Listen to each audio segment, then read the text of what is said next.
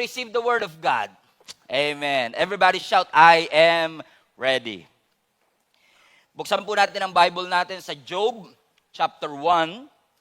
We're gonna read from verse 1 all the way to verse 3.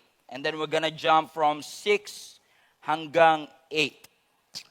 Job chapter 1, verse 1. Praise the Lord. Pakiramdam ko para sa katabi mo yung mensahe natin ngayong araw na ito. Job, sa Tagalog gawa, biro lang. Job chapter 1 verse 1. Sabi dito, there once was a man named Job who lived in the land of Uz. He was blameless, a man of complete integrity. He feared God and stayed away from evil.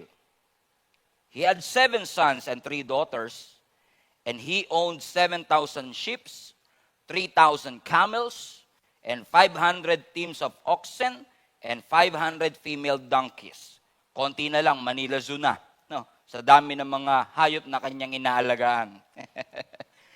He also had many servants.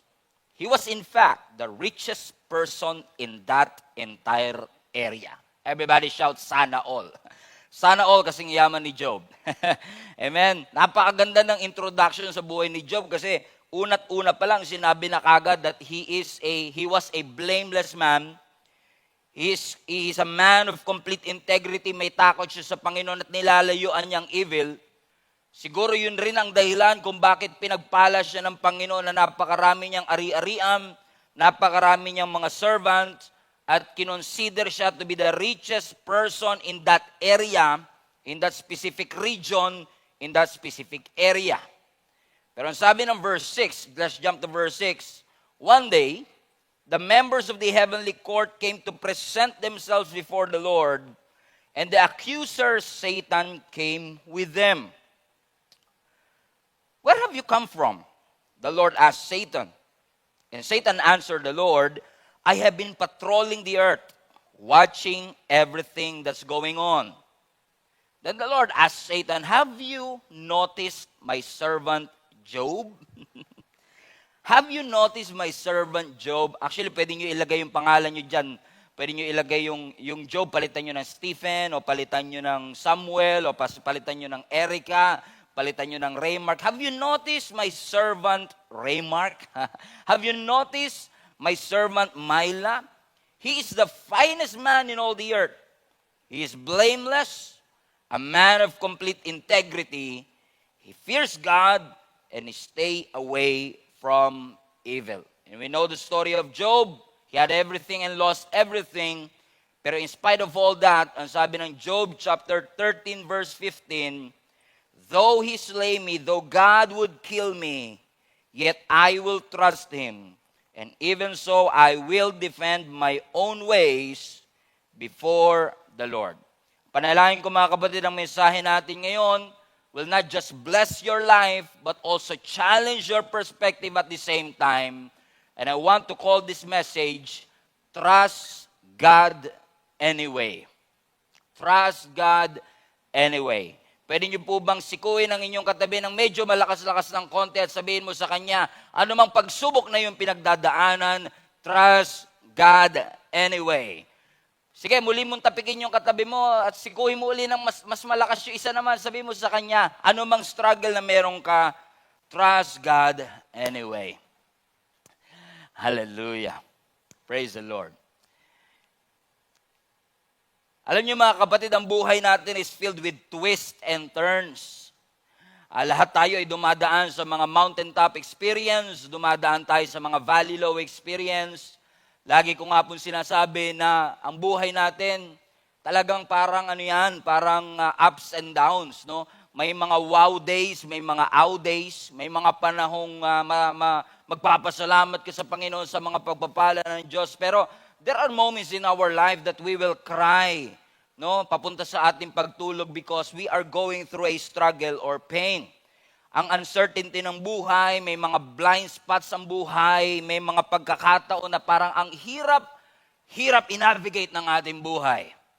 Para bagang kahit anong try natin at kahit gaano karaming memory verse ang ating kabisado, it seems like napakahirap talagang makasurvive po sa buhay na ating pinagdadaanan. However, mga kapatid, yung commitment natin na magtiwala sa ating Panginoon ay napaka-importanting criteria sa ating paglakad sa isang buhay Kristiyano. Let me repeat. In our Christian walk, your trust in God is very significant, especially in the era and the generation that we are in right now, na ang mga tao nowadays ay nagiging less and less committed, na wala nang gustong mag-commit ngayon. Sabi mo sa katabi mo, para ikaw ang topic ni Pastor ngayon. Na marami ngayon, we are focusing on the ceremony, pero ayaw natin mag-focus sa commitment. Na marami ang nag-i-invest sa kanilang wedding, pero walang nag-i-invest sa kanilang marriage. Because they have that feeling na parang gusto nilang mag-involve sa buhay ng ibang tao o mag-involve sa isang kumpanya, and yet wala silang commitment to do it. Bakit? Kasi kapag may commitment ka, kasama noon yung responsibility. Let me repeat. Commitment requires responsibility. Okay? Ibig sabihin, madali sa ating mag-add to cart, pero it takes commitment para i-check out mo yan at bayaran. Sabi mo sa katabi mo, parang ikaw na naman yung topic, no? Puro add to cart lang tayo, pero wala tayong ma-check out. Kasi napakadaling mag-add to cart. Kumbaga, parang ito yung mga wish list natin, ito yung pinapangarap natin bilhin. Ito yung gustong-gusto nating bilhin, pero it takes commitment para ito ay bayaran. Mag-commit ka, no? Para ito ay mapasayo. Alam niyo mga kapatid, ako naniniwala lahat tayo kailangan talaga natin mag-commit sa isang bagay. Bilang isang tatay, dapat committed ka na i-raise ang iyong pamilya at makapag-provide para sa iyong pamilya. Napakahalaga na ang isang tao ay committed sa kanyang trabaho, committed siyang makatapos ng kanyang pag-aaral, committed kang maging doktor, committed kang maging engineer at kung ano-ano pa. Napakahalaga ng commitment. At lalo na po sa ating Christian walk, napakahalaga na ikaw ay committed na magtiwala sa Panginoon regardless of the situation. Madali kasing magtiwala sa Panginoon if everything is in favor of what you desire. Kapag ka lahat ng bagay ay para bang tumutugma dun sa iyong timeline at sa iyong schedule, parang napakadaling magtiwala sa Panginoon. Pero yung committed magtiwala sa Panginoon, kahit anong circumstances ng kanilang buhay, patuloy lang silang magtitiwala no matter what. So let me ask you a question, mga kapatid. Are you committed to trust the Lord no matter what? Pwede niyo po ba ilagay sa comment section, are you committed to trust the Lord no matter what? Pakiulit po ito. Are you committed to trust the Lord no matter what? Kahit anong circumstance. Kasi alam niyo sa Christian faith natin especially, kapag pinag-aaralan niyo yung attributes ng Panginoon. For example, isa sa mga attributes ng Lord, yung kanyang pagiging omnipresent. Pag sinabing omnipresent, God is everywhere. No? Nasaan man tayo naroon, na kahit ako'y nandito at kayo'y nandyan, nagdadrive, nagluluto, kaya naman nakikinig kayo dito in person, nandito ang ating Panginoon, nandyan din ang Panginoon sa inyong lugar, sa inyong dahanan.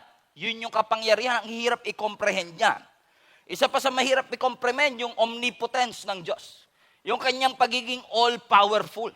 Na kahit gaano ka-powerful ang mga hinahangaan natin at mga heroes of faith natin, walang papantay sa pagiging powerful ng Diyos na ating pinapanampalatayanan.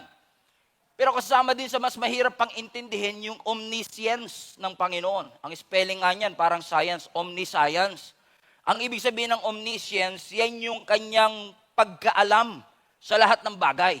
Na anumang bagay natin pinagdadaanan, nasa isip man o nasa puso, alam ng Panginoon ang lahat. Kaya nga parang ang hirap minsan na pinagbibintangan natin ng Diyos na ang Diyos ay walang pakialam, na ang Diyos natin ay parang walang malasakit. Hindi ho totoo. Sapagkat alam ng Diyos ang lahat ng ating pinagdadaanan kasi siya po ay omniscient. Ibig sabihin, kailangan lang talaga nating ma-realize para talagang yung commitment natin sa Panginoon no matter what ay makapagpatuloy, kailangan mo ma-realize, number one, na ang Diyos ay sovereign sa buhay mo. Everybody say sovereign. Put that in the chat. Capital letter na. The Lord is sovereign. Ibig sabihin ng the Lord is sovereign, kung ano man ang kalooban mo, dapat isinasubmit mo sa kalooban ng Diyos. Kasi kinukonsider mo siya na sovereign sa'yo, kahit pa may pagdududa ka, kahit hindi mo naiintindihan, kahit hindi mo alam, katulad niya na omniscience. Kahit hindi mo kaya dahil hindi ka katulad niya na omnipotent. O kahit pa parang ikaw ay nagdududa kasi, mangyayari ba talaga? Ang ibig sabihin na, Lord, you are sovereign in my life, nagtitiwala ka na yung kalooban ng Diyos at yung plano ng Panginoon ay higit na mas maganda sa plano na meron ka. Isinasubmit mo, ipinapailalim mo yung plano ng Panginoon sa iyong buhay. Ibig sabihin, kapag sinabi mong ang Diyos ay sovereign, inaamin mong ang Diyos ay ruler ng iyong buhay. Na ang Diyos ay magre-reign at maghahari sa iyong buhay, and the Lord will be the Lord of your life. Magiging Panginoon, magiging Diyos ng iyong buhay. Ibig sabihin, anumang plano at sinimulan ng Panginoon, mangyayari ito. Pero bukod sa paniniwala natin na ang Diyos ay sovereign, dapat naniniwala ka din na ang Diyos ay lagi mong kasama. That the Lord is with you. Pwede niyo po bang sabihin niya sa katabi niyo na mukhang nanghihina na, sabi mo sa kanya, huwag ka manghina because the Lord is with you. Ang ganda-ganda nitong the Lord is with you kasi isa po ito sa pinaka-comforting na pangako ng Panginoon sa bawat isa sa atin. Ang daming pangako ng Diyos, pero yung isa sa pinaka-comforting, yung pangako ng Diyos na siya'y lagi nating kasama. In fact, isa sa mga pangalan ng ating Panginoon ay yung Jehovah Shammah. Ang ibig sabihin ng Jehovah Shammah is the Lord is with us.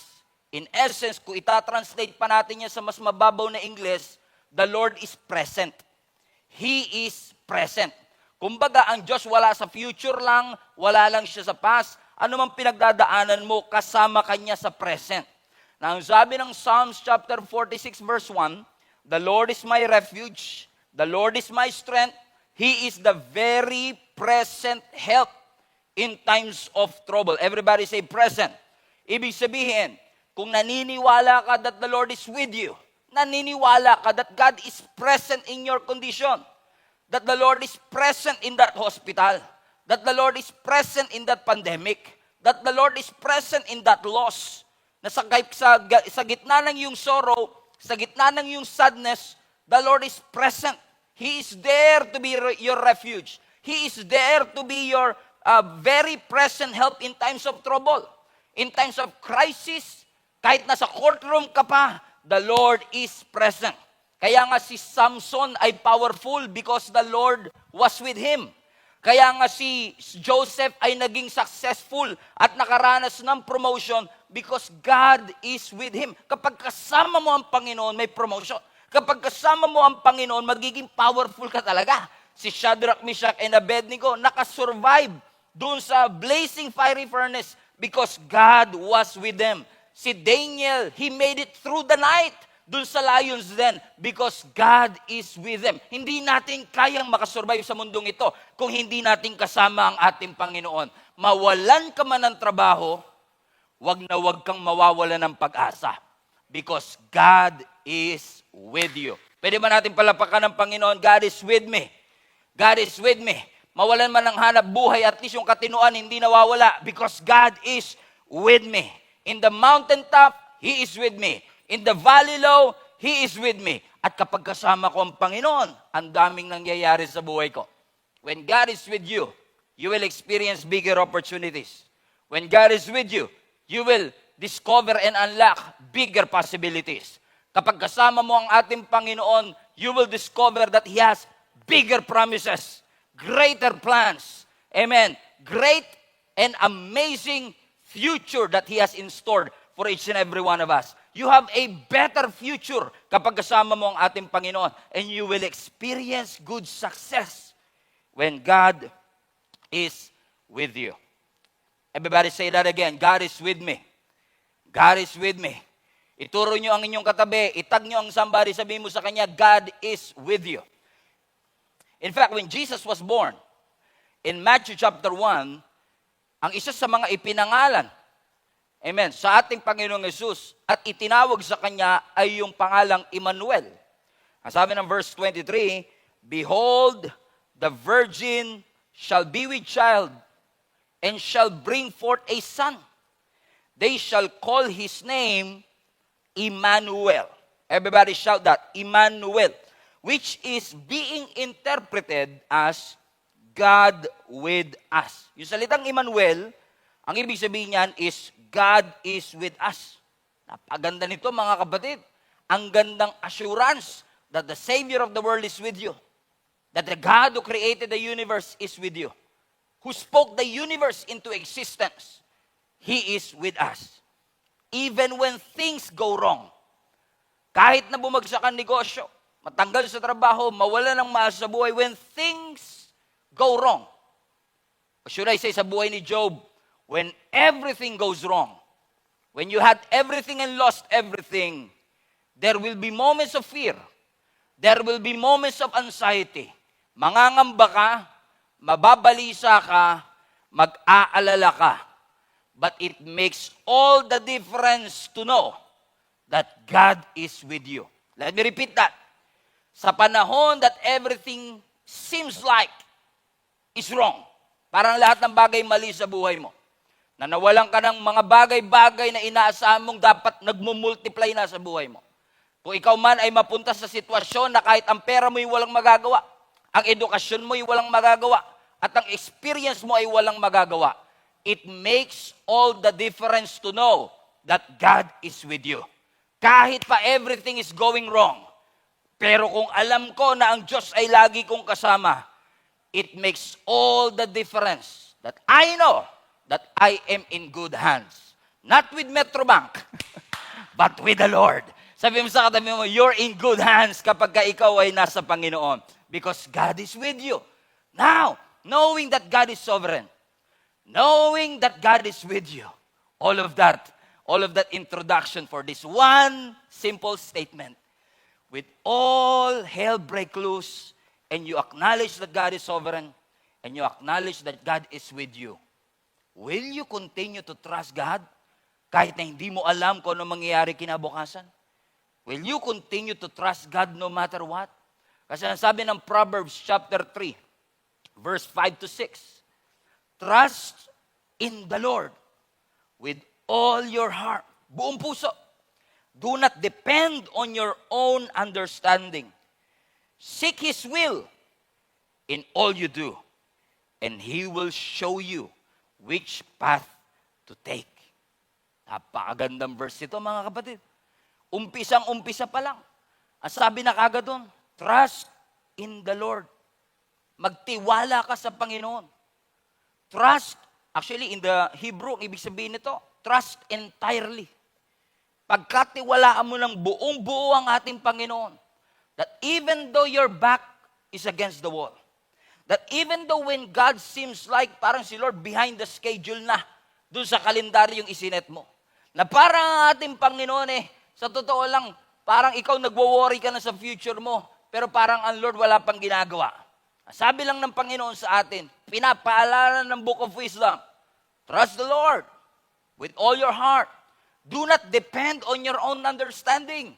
Huwag mong pagkatiwalaan ang sarili mong pangunawa, kundi magtiwala ka sa Panginoon. Now, ito yung mahirap na part. Kasi si Job, righteous. Si Job, blameless. Si Job, may takot sa Panginoon. Sabi pa nga ng Job 1:1, he shunned the evil. Ibig sabihin, nilalayuan niya ang mali at nilalayuan niya ang kaaway. And yet, sa kabila ng lahat ng tama sa kanya, think about this si Job blameless, si Job a man of integrity, si Job may takot sa Diyos, si Job lumalayo sa kaaway. Think about it. Ulitin ko ulit. Si Job blameless, si Job may integrity, si Job may takot sa Diyos, si Job lumalayo sa kaaway. Think about this. 4 na yan. Sinyalis na ng pagkabanal ito sabi mo sa katabi mo, parang wala ka dun sa 4 na yan. Parang lahat, yung 4 na yun, check kay Job, pero parang sa katabi mo, parang isa lang check Amen? Kay Job, out of 4, 4 talaga sa kanya. And yet, ang sabi ng scripture, yung binabasa natin kanina, habang si Satan daw ay nagpapatrol and watching everything that is going on, sabi ng scripture, ang ating Panginoong Jesus ay nagsalita, ang ating Diyos ang Panginoon ay nagsalita, sabi niya, have you noticed my servant Job. Napansin mo ba si Job? Kasi habang nagpapatrol si Satanas, siguro nagtitingin-tingin siya, ano na ba nangyayari sa mundo? Sinisiguro lang ng Panginoon, napansin mo ba si Job? Ang sabi ng Panginoon sa kanya, he was the finest in all the earth. Wow, what a compliment. Kapag Diyos mismo nagsabi that you are the finest in all the earth. However, kung ako ang nasa kalagayan ni Job, baka sabihin ko kay Lord, Lord, wag niyo na po akong ibida kay Satan. Oo, Lord, wag niyo na muna. Ibida niyo na lang si Sam. Ibida niyo na lang po si Mika. Wag niyo na po ako ibida, Panginoon. Kasi sabi, si Satan, nagtitingin siya na everything is going on. Ang gustong-gusto mo, syempre, wag na ako mapansin. Kasi pag napansin ako ni Satan, baka ako papagtripan yan eh.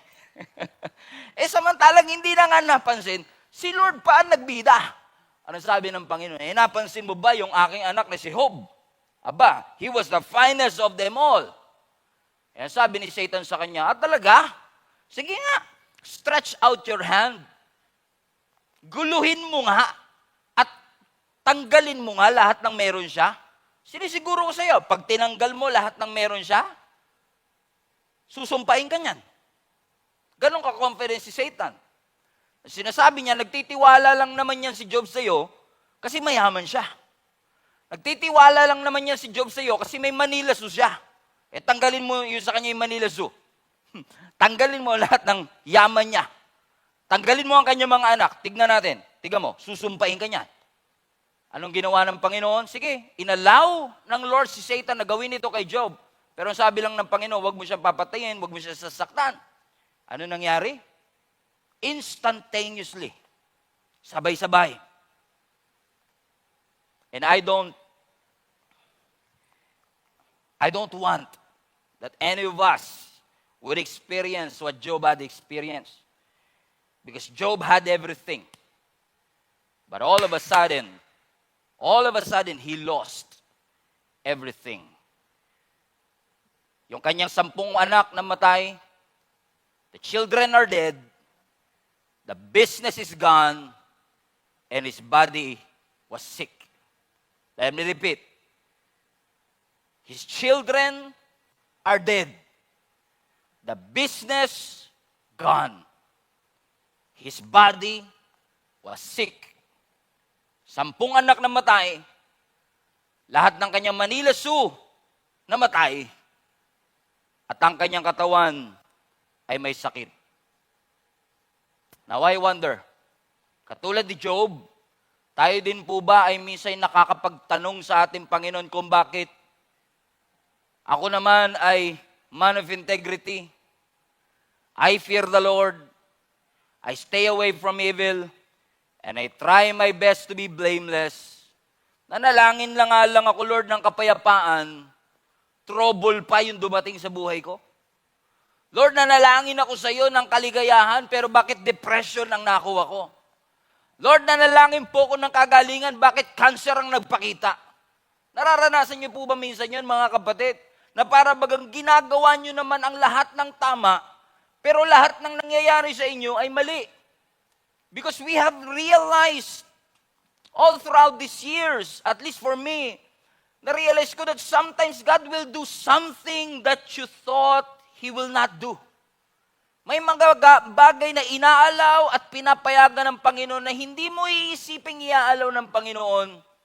Pero sa reality ng buhay, sometimes He will allow it for a reason. Kung narito po kay last Sunday, paulit-ulit nating sinasabi na ang pain inevitable. Daranas tayo ng pain and suffering. Pero alam natin that for every pain that we experience, may purpose ang Panginoon kung bakit niya ito inaalaw. And to make matters worse, this is interesting, to make matters worse, yung kanyang asawa na natitira, ang sabi ng kanyang asawa, sumpain mo na yung Diyos mo. Curse your God and die. In essence, sa sinasabi ng kanyang asawa, alam kong may tiwala ka sa Diyos. Alam kong ibinigay mo ang buhay mo sa Kanya. Alam kong may takot ka sa Kanya at nilayuan mo ang evil. Pero tignan mo ang nangyayari sa iyo. Sumpay mo na ang Diyos mo. In essence, give up on your God. Sukuan mo na yan, Diyos mo, na patuloy mong pinagkakatiwalaan for many years. You know what? I tend to realize that, you know what? When you had 10 children, you had thousands of animals in your Manila Zoo, and you are healthy, isabay mo pa yung pagiging blameless, a man of integrity, you fear God, and you stay away from evil, napaka-perfect ng buhay mo eh. Napaka-perfect. Then all of a sudden, everything was gone. Para sabihin ng asawa mo, sumpahin mo na ang Diyos mo, mag-give up ka na sa Kanya. In essence, ba't ka pa nagtitiwala? Sumuko ka na. Eh parang sa totoo lang, mga kapatid, sometimes, I don't know, can I be honest with you? Sometimes, giving up is the most logical thing to do. Minsan, parang mas logical pang mag-quit na lang at mag-give up na lang. Ito bang mapapala ko? Sa lahat ng ginawa ko para ako'y maging matuwid. Nagsimba na nga ako't lahat, nananalangin na ako't lahat. Ito pa ba ang isusukli ng buhay sa akin? Ito pa ba ang isusukli ng Diyos sa akin? Well, Lord, I love you, I honor you, but, well, God, I am done. I am done. Suko na po ako. Kung ako siguro si Job, that might be my statement. Because I'm not blameless like him. I'm not as perfect as him. Pero iba naging response ni Job. Sabi ng scripture, after all the things that he went through, after na mawala sa kanya ang maraming bagay, ang sabi ng scripture, sinira niya ang kanyang damit, kinalbo niya ang kanyang buhok, nagpatira pa siya, dumapa siya sa daan, at nagpuri sa Panginoon. Na sinabi ni Job, hubad akong dumating dito sa mundong ito, hubad din akong lalabas sa mundong ito, sapagkat ang Diyos ang nagkakaloob, ang Diyos din ang may karapatang bumawi nito. Blessed be the name of the Lord. Whoa! What an attitude, mga kapatid. But Job even take that to the next level. Hindi niya lang sinabing, hubad akong dumating dito at hubad akong alis. Hindi niya lang sinabi that the Lord gives and takes away. Hindi niya lang sinabing purihin ang Panginoon in spite of all these things that happened to me. In fact, sinabi niya sa Job chapter 13 verse 15, and though he slay me, yet I will trust him. Sa Tagalog, kung ako man ay patayin ng Panginoon, mananatili pa rin akong nagtitiwala sa Kanya. Now, you have to understand the context here. Yung kanyang pinanggalingan sa kanyang sitwasyon ngayon. Ang kanyang buhay ay perpekto. And yet all of a sudden, everything was gone. He had everything. And then he lost everything. Wala ang kanyang anak, wala ang kanyang negosyo, wala pa yung kanyang asawa, yung suporta ng kanyang asawa. Meron pa siyang sakit na incurable at hindi mapagaling at that time. Pwede niyang sumpain ng Panginoon. Pwede siyang mag-give up at mag-quit. And yet, he had the audacity to say, ang lakas ba ng loob niya para sabihin, kahit patayin ako ng Panginoon, sa ibang translation, even if God kills me, I will trust Him. Kahit nabawian ako ng Lord ang buhay, magtitiwala pa rin ako sa Kanya.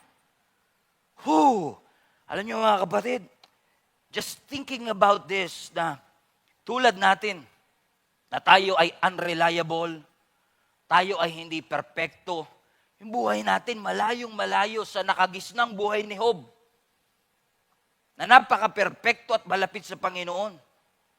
And yet, sa kabila ng ating imperfection, at sa kabila ng ating kakulangan, laging ipinapaalala ng Panginoon sa atin na ang Diyos na pinaglilingkuran natin ay matalinong Diyos.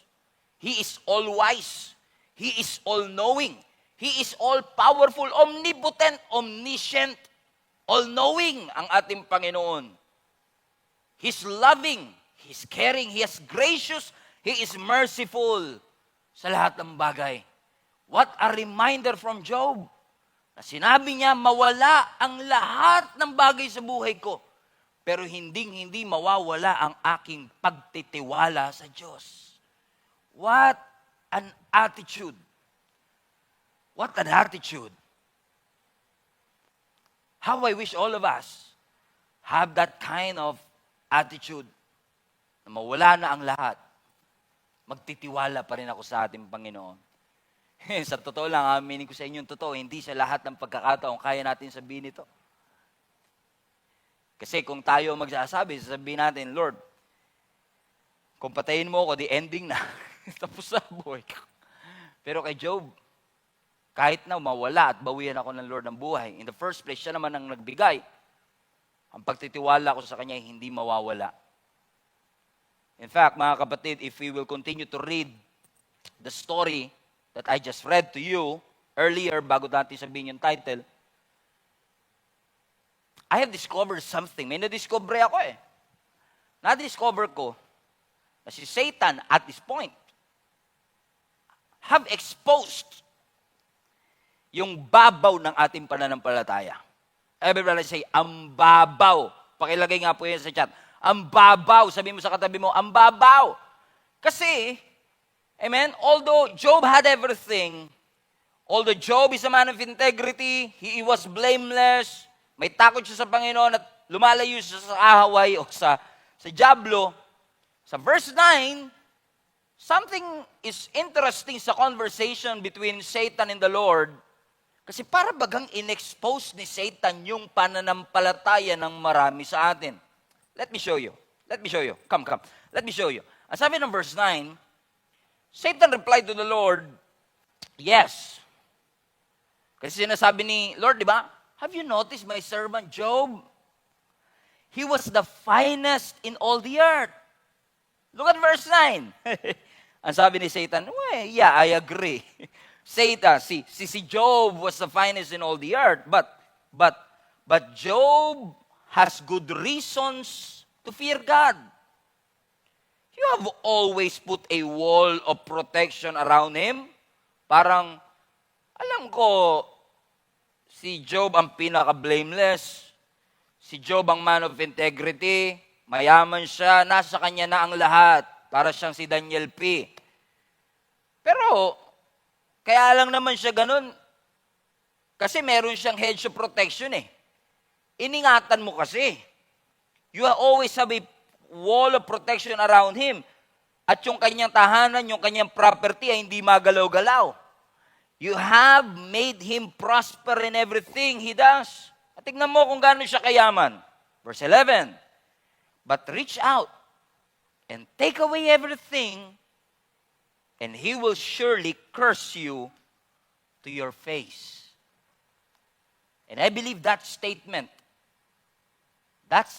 just exposed our faith.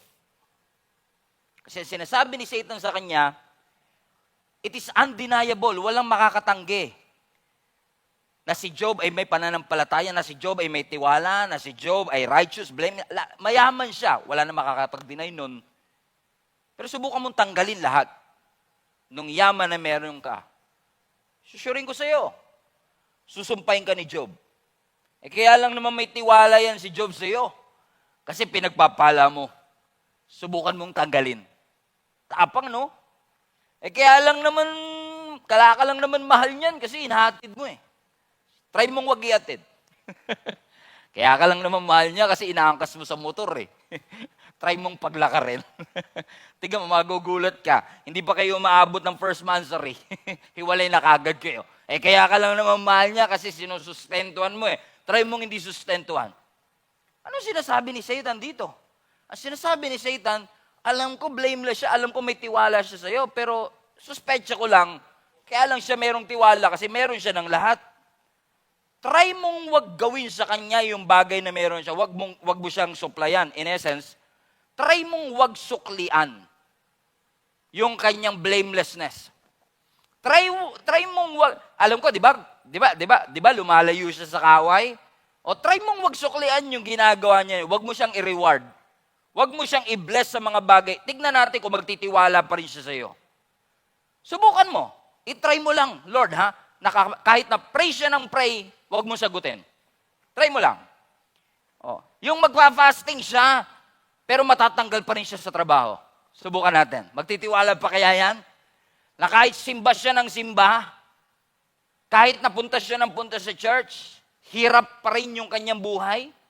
Subukan mong gawin sa kanya na kahit simba siya ng simba at hindi siya uma-absent.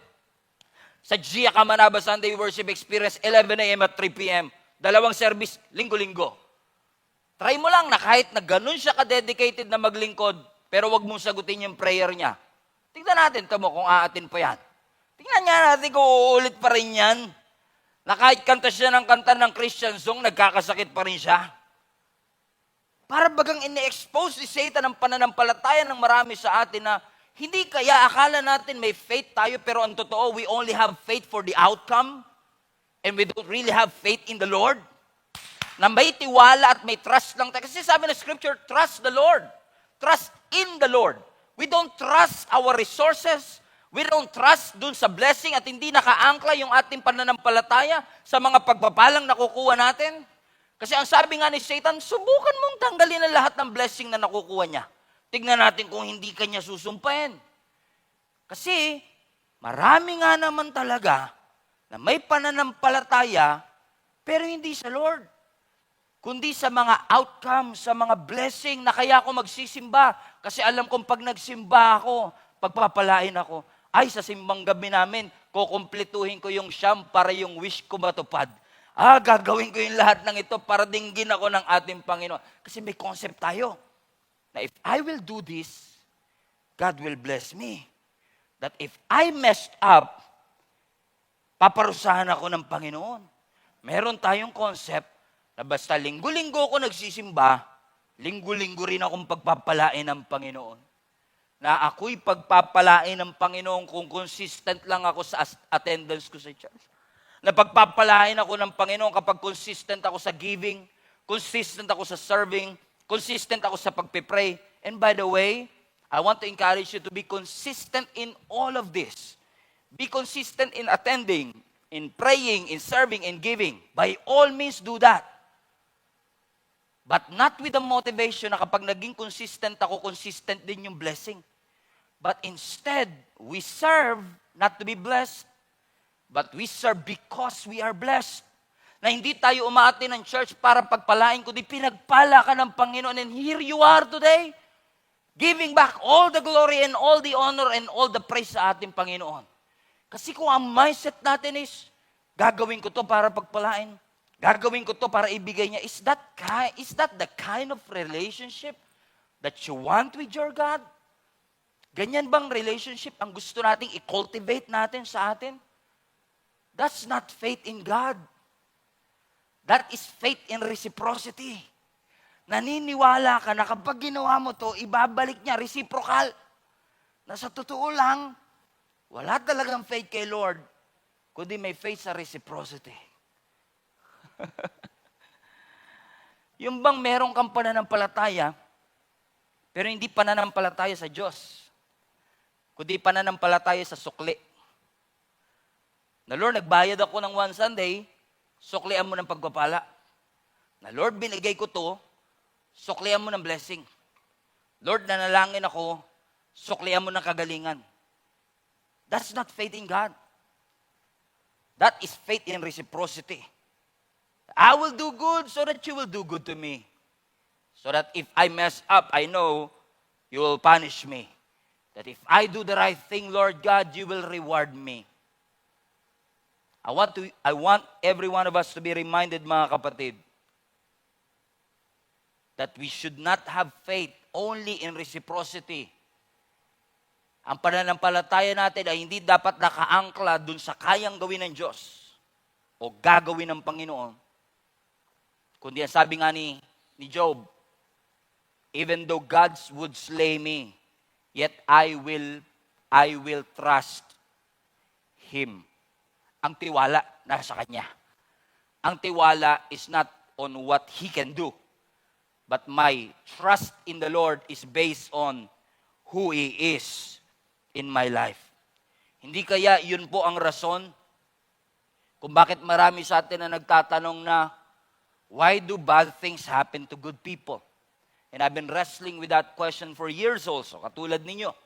Tinatanong natin, ginawa naman natin ang lahat ng kabutihan, nagbigay ka, nag-serve ka, ginawa mo naman ang lahat, and yet, bakit mahirap pa rin ang buhay? Why do bad things happen to good people? Pero hindi nyo ba naisip na, yung kabaliktarang tanong naman na, why do good things happen to bad people? Kasi di ba kahit masasama, minsan magagandang bagay pa rin ang nangyayari sa kanila. Hindi kaya nag-i-struggle tayo na intindihin ang galaw ng Diyos sa buhay natin at na-frustrate tayo. Fasten your seatbelt because this is going to be deep.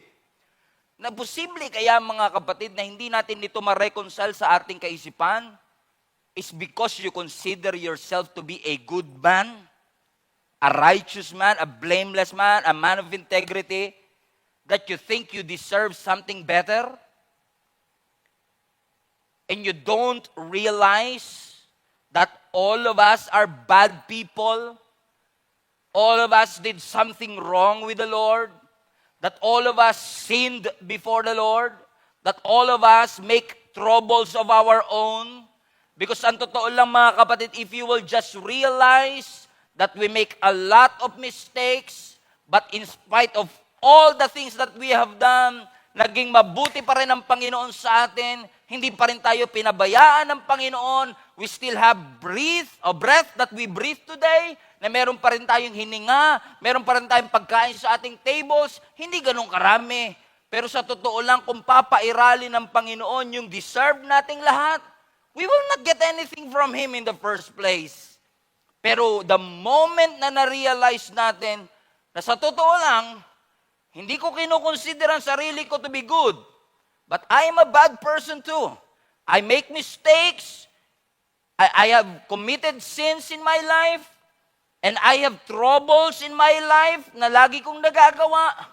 And yet, in spite of all of that, pinagpala ko ng ating Panginoon, baka sakaling ngayong oras na ito, sumisigaw ka na ng pagpupuri sa Panginoon of all the things that He has done in your life.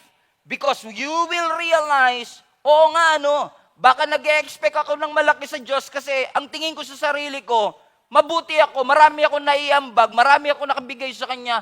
Pero the moment that you will realize, teka lang, after all the things that I have given to the church and done to the church and all the serving and all the giving, kahit lahat lang yun pagsamasamahin, kulang pa rin yan sa grasya na tinanggap ko sa ating Panginoon, na hindi ako laging mabuti, pero laging mabuti ang Diyos. Let me repeat, hindi ako laging mabuti, pero laging mabuti ang Panginoon. Sabihin nyo nga po yan sa inyong katabi, hindi ako laging mabuti, pero laging mabuti ang ating Panginoon. That's why I will trust the Lord with all my heart and lean not on my own understanding. Because as far as I am concerned, I don't deserve the blessing that comes from the Lord. I don't deserve the breath that I breathe today. I don't deserve the food on my table. Kahit na pinaghirapan ko ito, kahit na ako ang nagtrabaho para dito, alam kong grace ng Lord ang dahilan kung bakit meron ako ng lahat ng bagay na ito. Hindi ako laging mabuti, pero laging mabuti ang ating Panginoon. Laging mabuti ang ating Panginoon. So regardless of what comes your way, I want to encourage our global family all across the world. Trust God anyway. We should trust the Lord. You know why? And I've been asked many times, why should I trust the Lord, Pastor? You should trust the Lord because He is trustworthy. Kaya dapat kang magtiwala sa Diyos kasi ang Diyos mapagkakatiwalaan and you can rely on Him. Na lahat ng ipinangako ng Panginoon sa iyong buhay, lahat ng bagay na sinambit niya na magiging realidad sa iyong hinaharap, may pangako ang Diyos na ito ay maisa sa katuparan. Sabi ng 1 Kings chapter 8 verse 56, I will end with this. Praise the Lord who has given rest to His people. just as He promised. Not one word has failed of all the wonderful promises He gave through His servant Moses. Let me repeat that last phrase again. And I believe this is a word for somebody na nagdududa at nahihirapang magtiwala sa Panginoon ngayon. That not one word, not one promise from the Lord has failed. Walang wonderful promise na ibinitawan ng Panginoon na hindi nais sa katuparan. With that in mind, with that revelation in your heart, can you trust God kapag sinabi ng Panginoon sa iyong, fear not? Fear not kahit na this week ka na ooperahan, fear not. Fear not kahit na hindi ka sure sa iyong hinaharap, fear not. Na kahit hindi ka sure kung paano pagkakasyahin yung budget nyo for the entire month, as sabi ng Lord, fear not. Will you trust God? When He keeps on reminding you, huwag kang matakot. Kahit na maraming bagay ang hindi tugma at hindi okay sa iyong buhay, huwag kang matakot. Na kahit pakiramdam mo, matumal ang negosyo, huwag kang matakot. Na kahit parang nanganganib ang iyong trabaho at kasi sinabi ng Panginoong, fear not. Kasi kung ako magsasabi ng fear not, matakot ka eh. Pero kung si Lord ang nagsabi sa iyong fear not, He has the integrity. Meron siyang track record that what He said, sabi nga na scripture, binasa natin kanina, not one word has failed sa lahat ng ipinangako ng Panginoon. So kaya mo bang magtiwala sa Panginoon kapag sinabi niya that I will hold you with my righteous right hand? Na kahit bumagsak ka, He will hold you with His righteous right hand? That no one can pluck you out of His hand kasi siya ang may hawak sa iyo at hindi ikaw ang may hawak sa Panginoon? Kaya mo bang magtiwala sa Panginoon kapag sinabi niya sa iyong, I am your refuge and I am your strength. I am the very present help in times of trouble. Na kahit parang ngayon overwhelming, insurmountable at parang ang hirap talunin ng mga pagsubok na meron sa iyong buhay, can you trust God kapag sinabi ng Panginoon sa iyo, I will be there? Kasi in reality mga kapatid, there will be moments in your life that you need a word in your heart. Capital W-O-R-D. Word from the Lord na kakailanganin mo sa iyong puso sa mga panahong wala kang Biblia sa iyong kamay. Kaya mo ba mga kapatid na magtiwala sa Panginoon na kahit wala kang nababasa, pero meron sa puso mong itinanim ang Panginoon at pagkakatiwalaan mo yung sinabi niyang, do not be afraid? Because the Word of God needs to be embedded in our hearts na every time na kakailanganin mo siya in case of emergency and urgency, you can always draw that word from your heart and quote it from the scripture that He will never leave me. He will never forsake me. Kaya napakahalaga mga kapatid that we will try our best to memorize the Word of God, the words that we read, the words that we keep on listening. Tayo mag-level up tayo, we launch out into the deep. Na yung memorize natin is more than just Jesus wept. Na yung ma-memorize natin is more than just, I can do all things through Christ who strengthens me. And that verse works. But there will be times, mga kapatid, sa buhay natin that we need more than the things na mga verses na ito. Nakakailanganin natin ang pagtitiwala natin sa ating Panginoon. Our responsibility to the Lord is just to obey the Lord. To trust the Lord. To submit to His will. Whether we understand it or not. You trust God anyway. Everybody shout, trust God anyway. Kahit ano ang diagnosis, trust God anyway. Mawalan man ako ng trabaho, trust God anyway. Ano man ang maging resulta ng eleksyon, I will trust God anyway. Matumal man ang negosyo, I will trust God anyway. Bumabagsak man ang stock market, I will trust God anyway. Hindi ko man hawak ang future ng aking mga anak, I will trust anyway. Kahit na parang mas malaki pa yung lumalabas na pera kaysa pumapasok, I will trust God anyway. And we will keep on trusting and trusting and trusting God.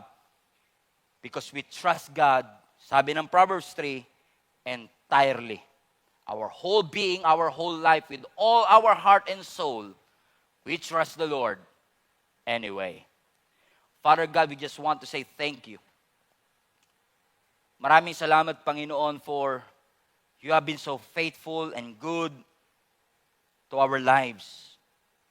We are just amazed by everything, Lord God, that you have done in our lives, and all the things that you've done, accomplished, started. Panginoon, here we are today, bringing ourselves before you and realizing that everything that we have and everything that we are praying for, we can only receive by grace. We can only come to you by grace. And allow us, Lord God, to realize it's only because of your grace that we can and we should continue to trust you. Hindi po madali, Panginoon, sometimes, but we thank you for the reminder na kahit hindi namin maintindihan, we trust you anyway. We trust your sovereignty, and we trust that you are always, always, always with us. That you will never leave us, you will never forsake us. Hindi mo kami iiwan, hindi mo kami pababayaan. Maraming pong salamat sa iyo. Ito po ang aming panalangin sa pangalan ni Jesus. Amen. Mga kapatid, I hope you have been blessed. Pagpalain po kayo ng ating Panginoon.